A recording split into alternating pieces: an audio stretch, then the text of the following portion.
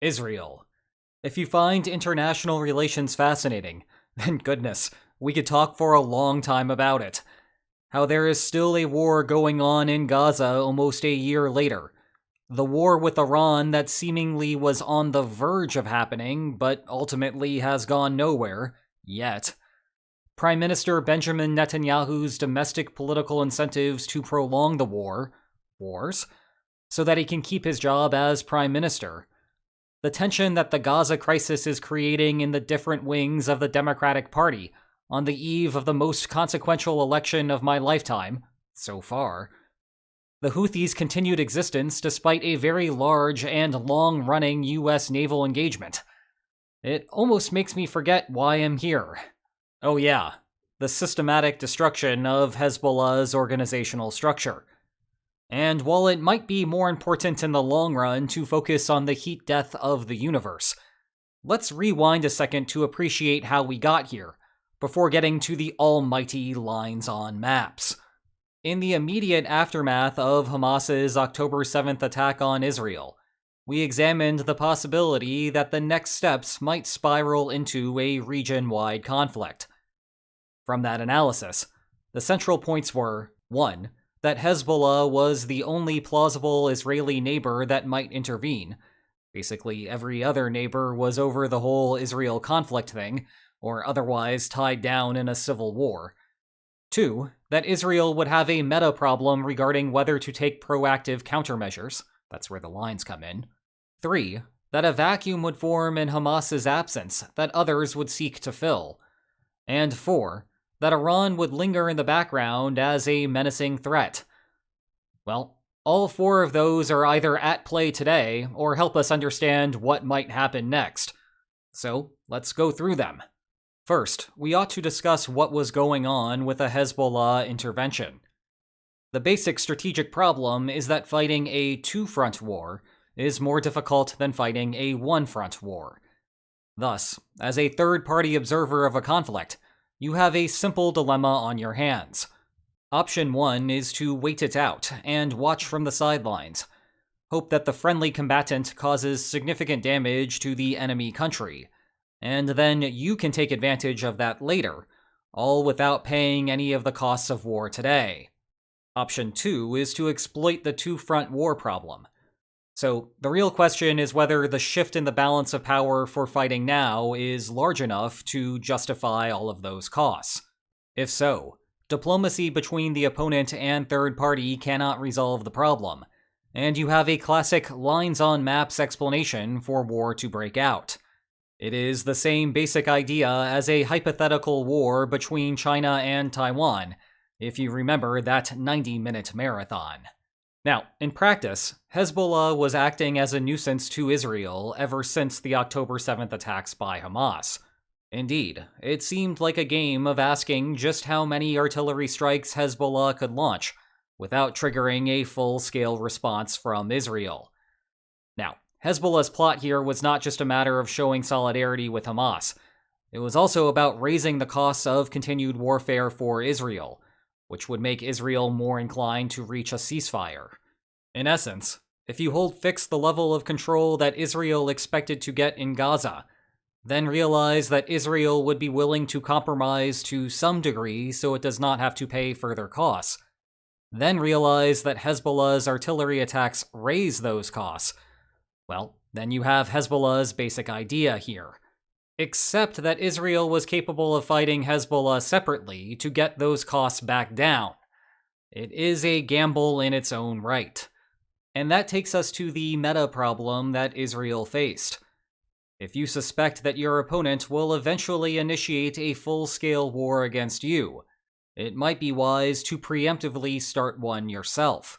The element of surprise allows you to dictate the pace, and could increase the chances that you emerge victorious. These considerations were undoubtedly on the minds of Israeli officials, as they planned 2 of the boldest operations in recent memory. First of these operations was somehow intervening in the supply chain management of old-fashioned pagers, which Hezbollah had ironically switched to out of security concerns regarding standard cell phones. Whoops. Well, Israel further somehow filled them with explosives without anyone noticing, and then detonated them on September 17th, injuring thousands and killing some too. And yet, that was not the main operation, as less than a week later, Israel began a series of missile strikes, now with the goal of eradicating as much of the Hezbollah equivalent of a C-suite as possible. If you are wondering why now, the simple problem is that Israel could not wait forever. The pernicious thing about operations like these is that you cannot leverage the threat to attack to deter your opponent. The moment that the explosive powder found its way into Hezbollah's pagers, for example, the clock was ticking. In the absence of a cute working dog spoiling the operation, every day that passed risked someone, say, accidentally breaking his pager, getting curious about the powder that spilled out of it, and then broadcasting the potential security breach to the rest of Hezbollah. Meanwhile, knowing the location of all of Hezbollah's senior leadership at the same time is an intelligence feat in and of itself. It probably required a lot of Lebanese citizens informing against them, and it would likely be very difficult to replicate. So, if you have the opportunity to handicap one of your major geopolitical rivals at very little direct cost to yourself, and that chance may soon disappear, well, we all know how that played out. But is this the end of Hezbollah? Certainly not in name. However, any further claims are hard to make. Decapitation strikes targeting militant groups are not uncommon. The United States has also attempted the same sort of thing many times. But an eradication on this level is a whole different story. The obvious effect of such attacks is that the remaining group becomes a disorganized mess, incapable of running day-to-day operations at the same level. A useful recent comparison comes from Russia. Remember that special landing operation that ended up destroying Yevgeny Prigozhin's plane last year? If you do you remember who else was on board? The larger-than-life figure that Prigozhin was, it is easy to forget that the Wagner Group's two other top officials also went down in it. With no organizational structure left for the rank-and-file mercenaries, it was easy for the Russian Ministry of Defense to take over the group. Hezbollah, in contrast, had a superior institutional structure, the benefits of decades of experience, I suppose. As a result, Israel needed an operation at this scale to guarantee significant disruptions. Now, that said, there is a trade-off here. It is possible that this will cause Hezbollah to splinter, or other groups to see an opportunity to capture the market share of supporters that previously supported Hezbollah. However, succeeding there requires ramping up the attacks to prove to the audience that one of these groups should be seen as the rightful successor. This, for example, is how Yemen's Houthis became a well-known regional player. They saw Hamas's enfeebled state and an upswell of anti-Israeli sentiment, so they made a move along the Bab el-Mandab Strait to capture attention, and, incidentally, more of the donations and volunteers that were available in Hamas's absence. Thus, to recap, you have a weaker group, competition to replace it, and latent anger among the population triggered. Or maybe here more precisely, more frustration from the main sponsor. Now, one of the main things that my self-respecting academic alter ego worked to show is that the net effect here is nebulous.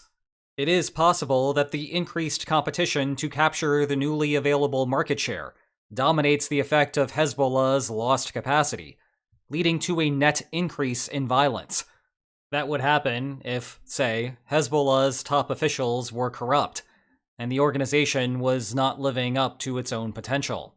Of course, Israel is betting that it will benefit from a net decrease. In other words, it thinks that Hezbollah was a fairly functional organization, but all of that remains to be seen. It is also worth raising the point once again that Netanyahu's political survival hinges on continued conflict, so Israel's judgment here might not be at its best. That takes us to the surprisingly quiet role of Iran. Iran, as you already know, underwrites many of the operations that its axis of resistance conducts, a group that includes the Triple H of Hamas, Hezbollah, and the Houthis. And it was not long ago that Israel and Iran were exchanging fire, with nuclear implications. Moreover, it did not stop there. Just 2 months ago, Israel assassinated Hamas's political leader in Tehran. In a surprise, Iran stayed kinetically quiet after that last incident. That pattern has continued thus far after the eradication of Hezbollah's leadership, though apparently it has spooked Iran enough to hide the Ayatollah. What has not happened so far, though, is a kinetic retaliation from Iran, even as the war of words escalates because an Iranian commander has also been killed in the strikes. So why are people up in arms, but not yet up in arms? Option 1 is that Israel's last exchange with Iran has Tehran worried about what a broader conflict with Israel would look like. Option 2 is that Iran's new president wants to try a new approach to the situation, and the Ayatollah is humoring him, at least for now. Option 3 is that Iran is just waiting for a more opportune moment to retaliate. As always, the world looks to the Strait of Hormuz, and all of the oil that goes through it, with trepidation. But that is an extremely complicated subject that probably needs 90 minutes or so to unravel.